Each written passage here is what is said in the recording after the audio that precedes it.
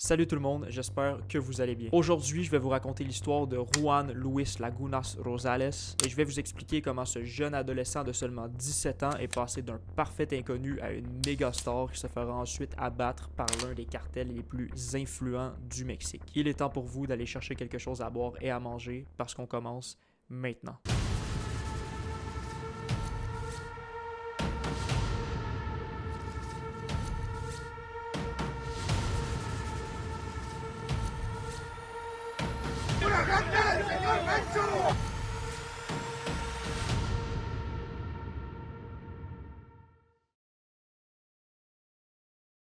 Juan est né à Navolato, au Mexique, et il sera élevé par sa mère et sa grand-mère jusqu'à l'âge de 15 ans où il décide d'abandonner l'école et de quitter sa ville natale, direction l'état du Sinaloa, dans la ville de Culiacán. Il a envie de se faire un peu d'argent de poche, donc il se lance tranquillement dans le nettoyage de voitures. Juan a maintenant 17 ans et comme la plupart des jeunes de son âge, il adore faire la fête. Il va très souvent en soirée où il s'arrache la gueule.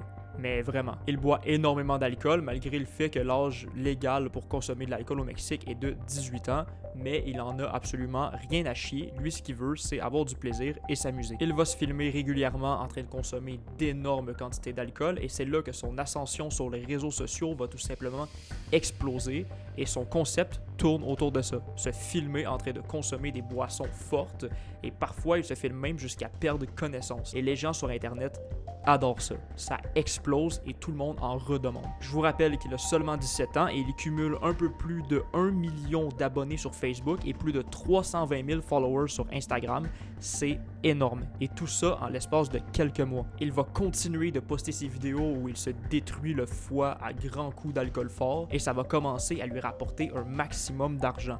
Il va devenir une superstar au Mexique à un tel point où il va commencer à être invité dans des soirées privées ou même à des événements promotionnels. C'est là que ça commence à tourner un peu en n'importe quoi parce qu'il va commencer à poster des photos de lui sur Instagram affichant des voitures de luxe. Parfois, il pose avec des femmes à moitié nues et la plupart du temps, il s'amuse aussi à poster des vidéos de lui ayant des mitraillettes dans la main. Je vous rappelle que tout ça est totalement illégal. Premièrement, il s'affiche en buvant de l'alcool alors qu'il a 17 ans et deuxièmement, il se promène avec des fusils d'assaut comme si de rien n'était. Ce qui a fait en sorte que les gens ont vraiment accroché à son contenu, c'est de voir quelqu'un qui fait tout ça mais qui a encore une baby face parce qu'il a 17 ans et il a l'air super jeune. Petite anecdote assez drôle, il va parfois se dessiner une fausse barbe pour avoir l'air plus vieux. Vous faites ce que vous voulez avec cette information-là, c'est gratuit, je vous la donne. Très rapidement, les gens vont commencer à le surnommer El Pirata de Culiacán, ce qui signifie le pirate de Culiacán. Et je pense qu'on va vraiment mettre l'accent sur la ville dans laquelle il se trouve, parce que Culiacán se trouve dans l'état du Sinaloa, comme je vous l'ai dit au début de la vidéo. Et Sinaloa, c'est l'état connu comme étant l'un des plus dangereux du Mexique. En gros, c'est un endroit où quand tu marches dans la rue, tu baisses les yeux, tu fais attention à ce que tu dis, parce que la seule petite erreur peut te coûter très cher, et quand je parle de très cher, je parle pas de pesos. Un jour, Juan va poster une vidéo et il s'adresse à ce cher monsieur ici qui s'appelle Nemesio Oseguera Cervantes, plus connu sous le nom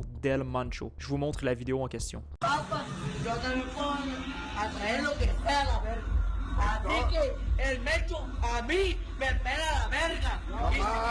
Dans la vidéo, on entend dire El Mancho a mí me pela la verga, ce qui veut dire en gros j'en ai rien à foutre d'El Mancho, il peut me... Maintenant, laissez-moi vous dire pourquoi c'était une très mauvaise idée de dire ça et de poster la vidéo. Et pour commencer, je vais vous faire une petite présentation de ce fameux El Mancho. El Mancho, c'est tout simplement le leader du Jalisco New Generation Cartel, qui est le cartel le plus dangereux du Mexique. C'est aussi l'homme le plus recherché des services de renseignement américains et d'après eux, il serait pire qu'El Chapo. Vous voyez un peu le genre de gars. Et en gros, le Jalisco New Generation Cartel, c'est eux. A new and even more dangerous player has entered the scene. El Cartel de Jalisco Nueva Generación, or CJNG. When they come into an area, they really come in really hard and heavy, meaning they will go in and start on a killing spree. They now control 24 of Mexico's 32 states, with the firepower to back it up.